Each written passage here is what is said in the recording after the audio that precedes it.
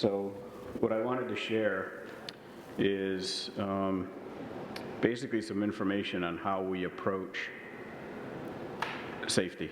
I mean, it's on everybody's mind. It's something that obviously has been all over the news.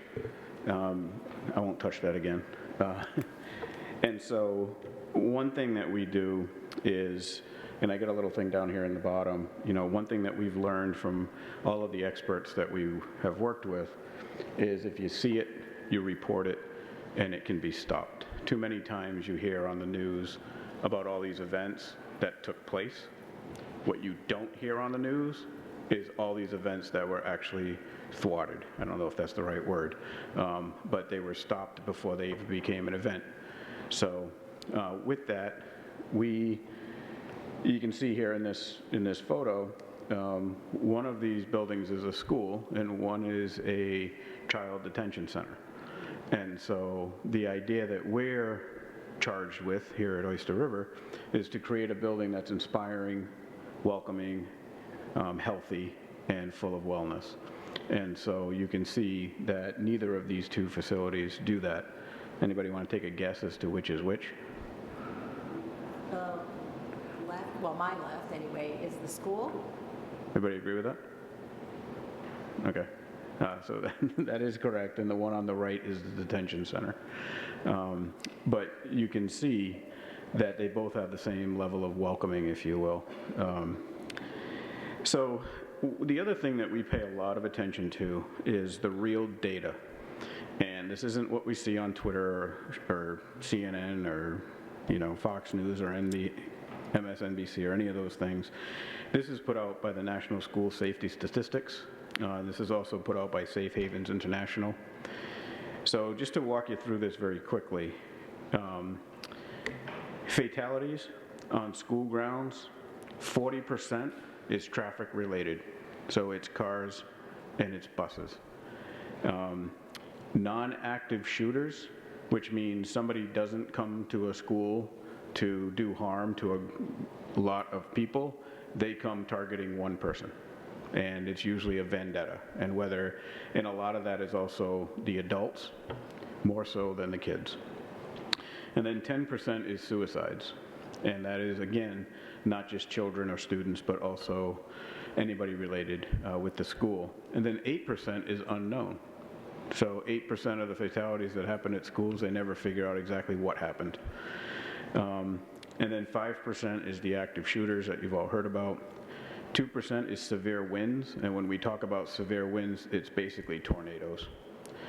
And then accidents. So again, it's something that they know exactly what happened, but it was a pure accident that wasn't related to transportation, because most transportation accidents obviously are transportation. So with that, we always work with clients to say, let's take a look at what all of that means. We also spend a lot of time paying attention to CPTED, which is the crime prevention through environmental design. This has been up for 20 years, and they've continuously gone through ways to prevent crime. Crime is everything from bullying to the worst case scenario. Safe Havens International is a company that investigates all of these things. So they go into the forensics and they find the root cause of what took place. They don't just look at what took place. They look at the root cause of what caused it, how it happened, how it could have been deterred, and what happened after the fact.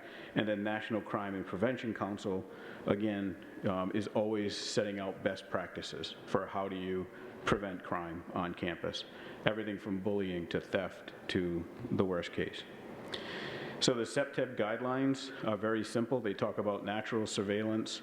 It has been proven that if you can see and you can be seen, it changes the equation. It's when you have buildings like we just showed at the beginning where you could literally sneak up to a building and because there's no windows, so nobody even knows you're out there. You can hide behind parked cars. You can do a lot of these things. You can hide behind bushes. So one of the things is natural surveillance. The other one is natural access control. We have the ability in our new building to define the campus. We can define how visitors arrive, how they walk, where they drive, where the signage is, where the landscaping is placed, how tall the landscape is, how tall it is and where it's located so people can't hide behind it, the direction of traffic flow, the location of parked cars and such, and we can create one entrance for different things. The SEPTED guidelines are also territorial reinforcement. In other words, you want people to know that as they approach your site, it's a school, and it says school, and it's all about school. So you define your sphere of influence, if you will. You separate public and private. Obviously, you want to keep the kids safe, or the teachers safe and the staff safe. You want there to be a separation between the public world and your school. And then you want to provide the perception of control. When people walk by, they look at your site and they understand there's a whole certain level of control going on that site. The other most important thing has nothing to do with design, but it has to do with maintenance. Providing things that are safe and a clean image. If somebody walks up and they see that nobody cares about the grounds, the fencing, the glass, the doors, they're going to know if you don't care about your facilities, then you don't care about what is taking place. Well-maintained campus, it gives that projection, that message of order, and it tells everybody that you're prepared. Any questions about any of that? I know I went through it pretty quickly, but I want to let you know that we don't just make this stuff up. So at your existing site, this is the existing photograph here. This is the existing middle school. And this is the ball field in back. And we are talking about a zone of influence that is everything from the roads around to the site itself, all the way back to the hill. So that's our zone of influence, and that's where we think whatever we design, we can make sure that we take care of that. The areas of the current concerns in the back of the building, you are mixing parked cars, buses, and the playground. Not a good thing, according to our traffic engineers. The entrance in and out of there with the buses onto Co Drive is also problematic, given the location of the generator and the fields and the trees and the sight lines taking a right and left uphill. The intersection between Garrison and Denison, the queuing that takes place on Denison, and then the intersection, or I should say the corner, of Co Drive and Denison. So those were very specific areas of concern that we looked at when we first started, and remember 40% is vehicle related. This is an example of students walking through buses along, and then parked cars, and then that's where they play. You've got drop-off taking place with buses driving by. These are actual photographs that our traffic engineers took of the site when we were taking a look at it. We've got the queuing of cars, obviously. Local authorities were concerned that obviously if they ever needed to get an emergency vehicle through at any given time, that's a problem. And then it's not just Denison. This is the corner of Co. And so, you can see how it really starts to back up and create bad situations. So the National Crime Prevention Bureau, their number one method, or I should say their best practice, is that we don't do this as a bunch of architects that come in and say, let me tell you how to design a safe school. We engage local authorities because they know your locality better than we do. We define the elements of local safety. So when they talk about how their streets work and how the progress works, and then together we facilitate a development of a plan. So we're going to come up with a safety plan for that entire zone of influence. Again, if there's any questions, you can just ask at any time. So we are meeting, actually on Friday will be our third meeting with the local authorities, and that includes the police chief, fire chief, town manager, the school administration themselves. And a couple of things have already been put on the table in some previous meetings, and now we're going to discuss ways to actually take care of this. One is to address the one-way on Denison, the one-way on Garrison. Is there a better flow that we can deal with on those two streets? And the corner and the hill coming up Co Drive, and how that connects, if you will, to Denison, and then the apartments down Co Drive. So those have already been identified, and those are going to be addressed from our team. I'm going to continuously call it our team, but these are the local authorities, along with the designers, the engineers, and the school administration. The other thing you'll see in the plan that we tried to do right off the bat was separate your parent drop-off, your parking, and your buses. And what that does is it breaks it into two pieces to really allow the buses to do their thing, the barking to do its thing, and the drop-off to do its thing. What you don't see in here is bike traffic. And what we're going to propose, as part of our meeting on Friday, is what's the best route for the children to take if they're riding their bikes to school. Can I ask you a question? Yes. So when you look at the car drop off, and then would it be easier to have another entrance off of Denison right into the parking, because that other area will get backed up? Yeah. I'm just wondering if right there. So that road is actually about 10 or 12 feet above the lawn in front of the school. So it's, one of the things I don't have here is a three-dimensional model of the site, but what you're looking at is a two-dimensional version of it. What you don't see is the grading. So after our meeting on Friday, and as we start to develop things like you're talking about, we need to start developing this in 3D so that people really see that, the nice thing about that is Denison is higher than the field. So if we had a sloped lawn, there's actually a barrier now between the road and the play area. We will definitely be addressing things like that.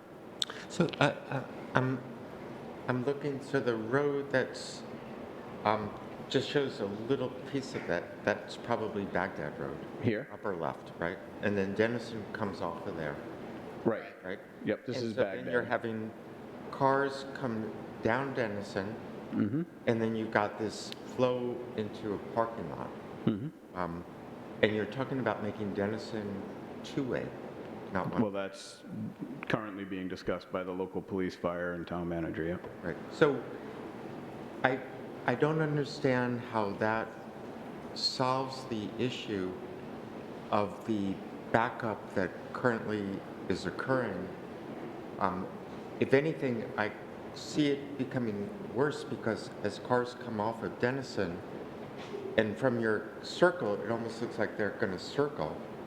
And how is anybody going to be moving if north is towards the top? They can't get through that line of cars, so I guess I don't understand the flow here. Okay. Or what you're looking at. So when we do come up with the flow, we will point that out to everybody in terms of how it works. What we're trying to do is make it better. I don't think there's a solution if you have 400 or 500 cars show up at the same time, unless you have someone out there directing traffic to allow people to come in and out. This isn't to say that we're going to design something and it's just going to work without any human intervention. I do think that one thing that this does is it gets a lot of those cars off of Denison. It's not the so-called solution because we're still working this out with the local authorities. But what you won't have is all those cars heading in the same direction. And as people come out, they'll be able to take a right or a left in terms of when they're queuing in. So once we figure all this out with the traffic engineers, we'll be able to. Let me take a shot at it, Ron. Yeah. So if Garrison's two ways and Denison's two ways up to the entrance for the parent, it's possible to address the Baghdad problem by making Denison from the parent driveway to Baghdad one way, the opposite direction, which will force the parents up Garrison to Denison and to the parent dropout. That's the discussion we're having on Friday, Ken. That will take all of the pressure off of Baghdad, and then if you look at the queuing at that point, you're queuing up Garrison, up Denison, and down into that parent drop-off, and that takes those cars off the Medbury Road as well because they're queuing in a very forced direction. So I appreciate that. I think the reality is that you have everybody going in one direction at a particular time of day, and you don't have people wanting to go cross traffic. You have the mission is the same. Right. And now we have this big loop, which is you're coming off of wherever, and you're going off Denison, and you feed into Garrison. Right. If we're going to complicate that by having people trying to buck traffic, I think we're actually going to make the flow even worse. I guess I can't see anybody, if north is towards the top of our diagram, I can't see anybody is going to choose to go north on Denison after that queue, after the parking, knowing where people tend to go. And even that shorter, there's going to be a shorter segment on Denison, which is going to mean that it's still going to be backed up Baghdad, Madbury. And so I think we're actually complicating. So if you queue it up now, Ken, though, and you look at what's happening right now off of Baghdad, so you're getting backed up in your direction, you're getting backed up in the Madbury Road direction. So if you can take the traffic completely off of Baghdad, and you make Garrison two ways and Denison two ways to the point of the parent road, then everything, the parent road being two ways, everybody's going to come in off of Garrison, go up Denison, go into the parent loop, come back out and go back down Denison and go back out Garrison, unless they have a reason to go out Denison one way at the top.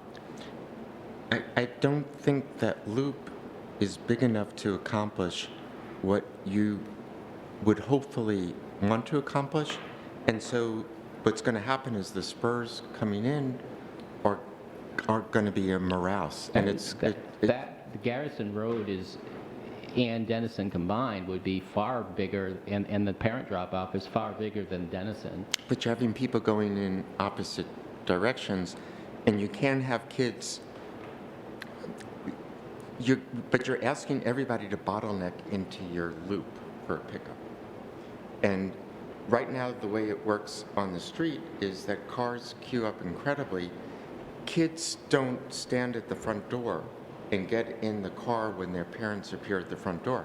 They go The down kids walk down the sidewalk and they meet their parents further up. Their kids stand on the corner, they meet them further up.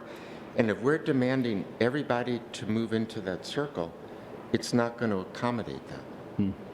The number is much, so the way we have it now, it enhances the flow because the kids aren't waiting for the train to get right to the station. They meet the train, and that propels that flow, and then people peel out of the inside lane parallel to the school because it has that extra lane, and they are able to get outside and they could flow, and that brings in the traffic that's coming from Madbury or Baghdad. I might be all wrong, but it just doesn't. No, I don't think there's a right or wrong. Just from my observing the Yeah. reality, I don't see this as solving that. So this is a proposal that would be analyzed by traffic engineers as well as fire and safety in town. And to tell you, the initial reaction from the police and fire is they liked turning these roads into two-way because it provided them access to the school much easier than what currently is happening. So fire and safety responded to this in a positive way, but we haven't had the engineers come in and say this is the idea. You're, as you know, and Ron now knows, you're limited by the roads that exist and whether they should be two-way or one-way. The problem with one-way roads is they do choke traffic. Two-way, you can move traffic. So, I would wait to see what the traffic engineers say. Maybe there's a better idea that we haven't thought of, Ken. You could be right, but we need to see what the traffic engineers come up with. And I said I don't know if I'm right. I'm offering my perspective from walking through that area very, very frequently and seeing Well, nobody exactly knows what that spot happens. better than you. Yeah, and I don't see many police or fire people at those times of the day there that are actually observing what's going on. I think they know the traffic backs up on Madbury, but I've never seen police, fire on Denison or Garrison, so.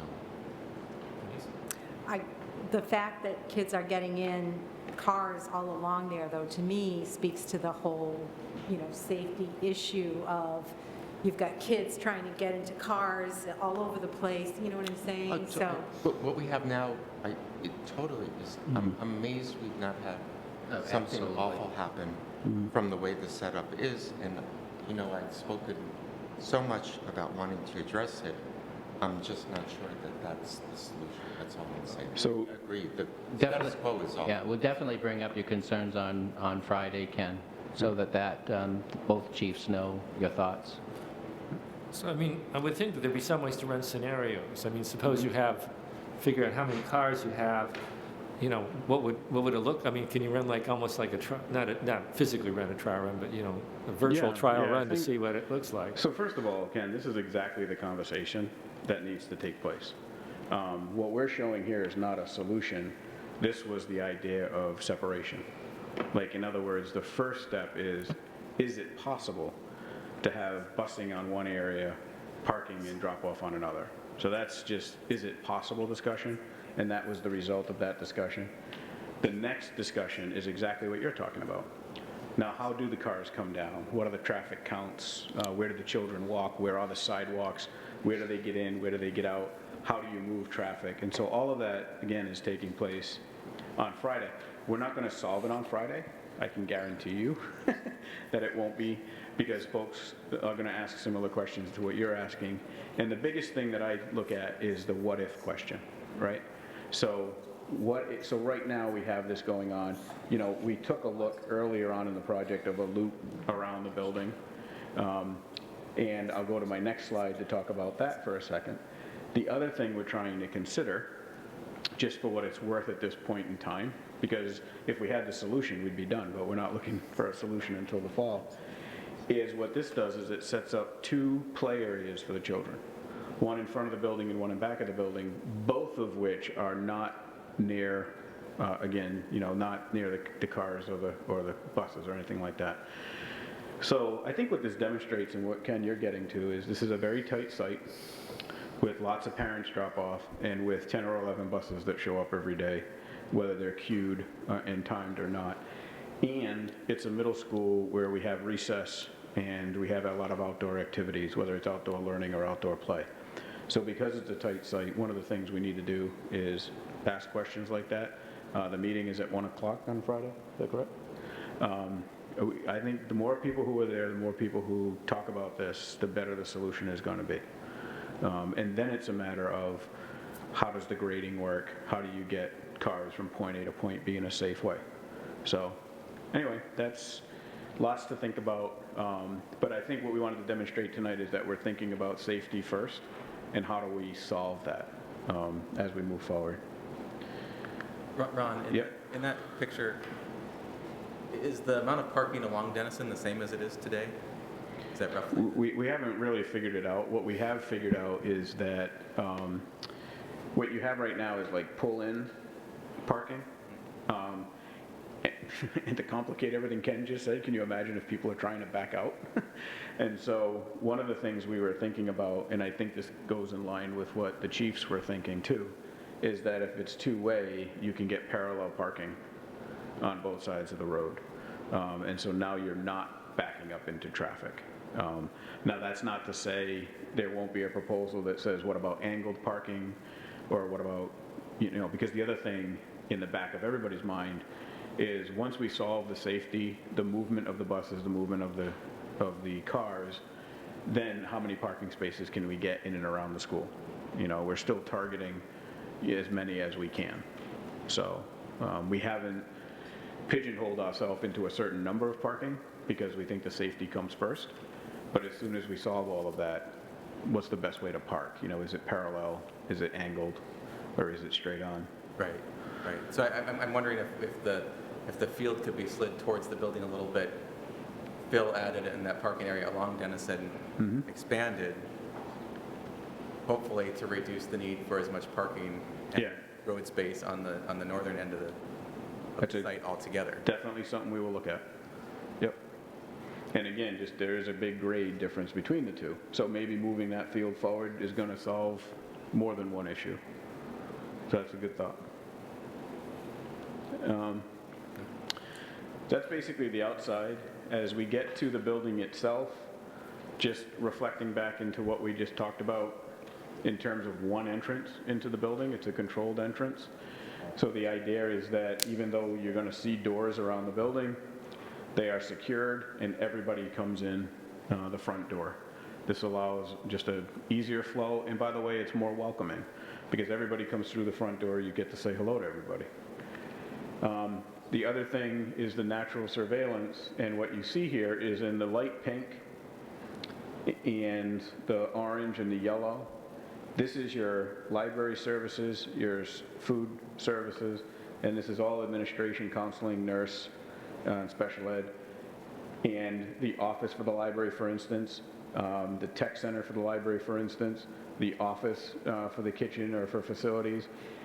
Everybody's on the perimeter of the building. Everybody has their eyes out. Everybody's looking at what's going on.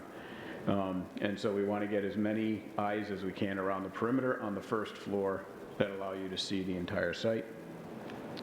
What you see here with the little arrows is 2 sets of eyes welcoming people into the school, the counseling side as well as the administrative side. We also have emergency exits. So obviously the stairs, all 4 stairs will exit directly to the outside. There are exits to the back of the building from both food service and the library. And then again, obviously the main door. There are secondary exits, if you will, that are from the gym and from the music programs, given the size of the rooms. But what you see here is that there's lots of emergency exits in case of emergency. Another thing I'd like to consider is emergency entrance. There may be times, we just talked about wind events, right? I don't think we get a lot of tornadoes, but I think that being able to get the people into the building and sheltered in a quick manner is just as important as getting them out. So we have to consider that as well. You may ask, how do you do that with doors that are both locked in one scenario, open in another scenario, and able to egress? And the answer is electronic locking systems. So the next thing is controlled entrance. What you see here are 3 layers of doors. And again, this is all part of the initial proposal, the initial concept. We need to work this out with everybody in the school. But the thinking is the first 2 sets of doors you have to get buzzed through. And it's also your energy lock for air. That 3rd door allows you to come into another vestibule that enters either into administration on one side or counseling on the other. So if a parent comes to the school to see the counseling folks, or if they come to the school to see the administration, there's no need for them to even go into the lobby. They can go right into those spaces, and then they exit back out. Then you have a lobby here, and even that is secured in this location and in this location, so that the parents can come into the school when it's time, either at the beginning or the end of the day, to help the students bring in their musical instruments, to put their instruments down and so forth. But these 2 doors right here secure the whole rest of the school. The badging systems remain in place and all of those checks and balances remain in place, but from a design perspective, you're able to control the flow as much or as little as you want. And again, it's all dependent on how you want to do that as a school district. That's a good question, because one of the things at the Yep. high school we had is some of the doors were closed, you know what I mean? It's supposed to be secured, but somebody propped it open. Right. And all this new technology, and I hate to have something break, but is there a mechanism? I know you have cameras everywhere, but that there's that central place that you have a camera, that there's a thing that says that the doors will actually close. So it's actually very simple these days, and you can see the wiring conduit that comes down and attaches to that door there and that door there. I don't know what that is. That could easily be just a alarm system for intrusion alarm. But what these doors have, it's called an ajar alarm. Okay. So if you leave that, so if somebody comes into the building, the door, because of the weight of the door and the hinges on the door, takes 15 seconds or however many seconds to close. If that door stays open for longer than that period of time, you can have a local alarm goes off, so it's just the people in the area of the door that hear it. You can also have that local alarm go off and text messages be fired out to the principal, the assistant principal, to the facilities director, to the SRO if there's an SRO. I mean, that's, those types of, it's very simple these days because you want the doors to be able to close. So there are automatic closers and they will close. Same thing with handicap buttons. Folks ask me that all the time. So if you walk up to a door and you hit that button, it automatically opens. Well, that defeats the locking mechanism. Well, not if you first have to swipe a card. So when I walk up to that building, the handicap button is here and there's a card swipe right next to it. So if I'm a handicap administrator, I can swipe the card, push the button, and come in. If I'm a visitor, I have to hit the doorbell. Then they push the button, and then they hit the button. So, there are all these checks and balances to make sure that you're spending this money on securing, the doors, that they're actually secured. I'll also tell people that we're still going to use an intrusion alarm system because this is controlled access, it's not intrusion alarm. So you always want that, middle of the night to have the motion sensors. Ron, just in thinking about what we've dealt with other schools, we have a big building project now at Maharamid trying to correct safety issues there. Massway went through that. And for both of those schools, we did receive grant money and, of course, district money. So here we're kind of preloading it. It's in your design. But is there grant money that couldn't be written that we could apply for rather than correcting a deficit, working with the department that we've worked with before to try to help get funding to make a safer school? So I'll take that, Ron, because I just talked to the commissioner, and the legislature has put no new money into secure entrances so far in this proposed budget. And there's plenty of schools who need it. So it hasn't risen to the priority level that it has for the last couple of years. Okay. So then, the other thing is we knew we had a tight site, so we knew we had to go vertical. So one of the things that we talked about very early on was to get all the educational space on the upper floors. So what that means is in the event of a lockdown, your stairs lock down. You can still get out on the first floor. You can still get out into the stair on the upper floor. But what you can't do is get from the stair onto the floor. And I'll show you a picture of that in a minute. So what that does is during a lockdown, all the upper floors are secured. And they're secured by the stairs. So what that means is if someone was going to come into the building, they'd obviously have to get through those barriers that we talked about earlier. So they'd have to get through those doors. And we can make it as easy or as difficult to get through those doors as we choose. We know that they can't get in to the stairs or into the back. So once they're in the building, you see the upper floors, the doors swing out into the stair. So when those close in a lockdown and they're locked, you can't pull the door open. Does that make sense? So you can't get from the stair into the building. In case of an emergency, you can still go from the academic space into the stair because you can always get out. The other benefit of that is it gives you time, right? So one of the things is detain and deter. So you can imagine if somebody's breaking in the first floor and you realize it and you hit the duress button, if you will, to lock down these doors, that person would have had to get into the first floor, across the first floor, and up a flight of stairs before they even get to these doors, which allows them the time to lock, and they lock automatically. Now, what that means is when you hit a button, the magnets let go, and they lock the door.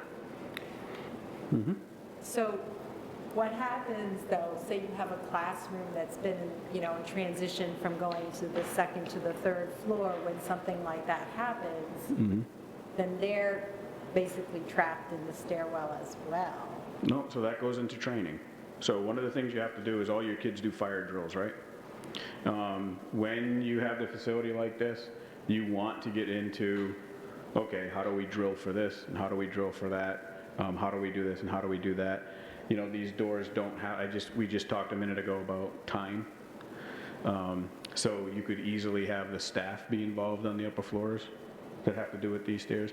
There are many different ways to take a look at it. I think from a design perspective, we want to give you the options so that you can address how these doors are locked and when these doors are locked and by whom, whether it's automatic or the push of a button at the stair doors.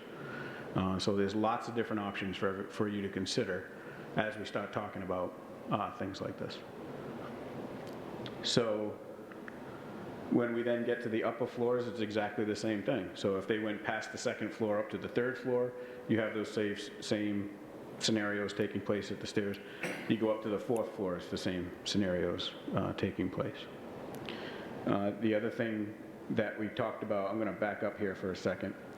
So one thing you see are these little green circles, because folks always ask, okay, what happens if all the kids are at lunch when something like this happens? So there are safe haven rooms, and we design them in a particular way so that anybody who's in here, if something's taking place, they get to move into the band room, the chorus room, the performing arts room. If they're in the gym, they move into the locker room areas. And so that is a way to get them out of sight and to move them. And so that's just another level of, I guess, safety, if you will, or another level of being able to move people. Same thing up in the classrooms when we start to design the classrooms and we talk about the use of glass, which is my next slide. You can do the same thing on the upper levels. You know, when you see into or out of a room, are there angles of sight lines that you can't see inside the classroom? So lots of different things that we'll be talking about with the staff and the administrators as we go forward. I did want to talk about glass because it's come up so many times on the project. I think it's important, and I always stand up here and I cite these articles and the research. So there's a group called Utopia, or Edutopia rather, and it's the George Lucas Foundation. And I'm always looking for the most recent article because things continue to change. So one is the autonomy of school bullying. So believe it or not, if you asked a kid in school today, and this is across the country, and in fact it's in other countries as well, what's your number one form of anxiety when you show up every day? It's bullying. So studies have proven that it's almost the same thing. It's 41 point something % of the boys, 41 point something % of the girls. Bullying is their number one thing when they get to school. It could be outside, it could be inside. The studies that I'm referencing talk about how glass, not glass from classroom to classroom, it's glass from the classroom to the common areas, reduces bullying by a great amount. And everybody's going to argue about what that amount is, and it's always different because of how much glass you have between the common areas and the classrooms. What that does is it actually puts eyes, and this goes right back to the see and can be seen. It's proven to reduce bullying. Again, the amount is up for discussion. It changes the behavior and the work ethic. There's no question every single facility that has done this has said our children act differently because they know there are eyes on them. Because they look around, it's not just a camera. Anybody can look out that window, whether it's a student, an administrator, or a teacher, or a staff member. They just know they're constantly being watched. Spatial interconnectivity is another great thing from an educational point of view. Same thing, it encourages collaboration and it celebrates student learning and work because students are able to see what's going on in a fabrication lab or what's going on in an art room, what's going on in a language classroom. The amounts of glass is totally up to you. I just want to reference these studies and you all can take it from there.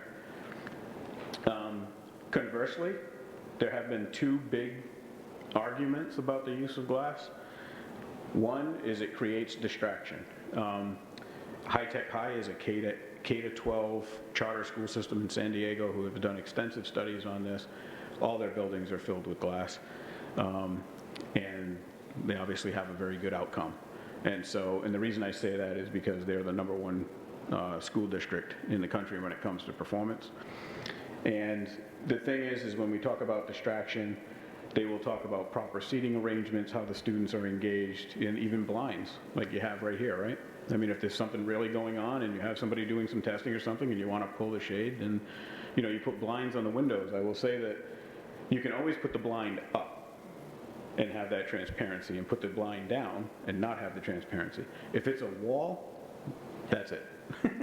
And so anyway, and then it can create lockdown views into classrooms. So again, when we lock down, how do we hide division? Well, one way to do it is obviously either move a blind or have those safe haven zones in the classroom where it doesn't matter. You can stand there at the glass and look, and you can't see the students because somehow they're safe in the room. So that's it. That's all I wanted to present tonight. And if you have any more questions, we can certainly go through it This is still a concept design, and as we move forward and continue talking to everybody, it's going to become more and more refined. Thank you, Ron. All right, thanks. Thanks, everyone.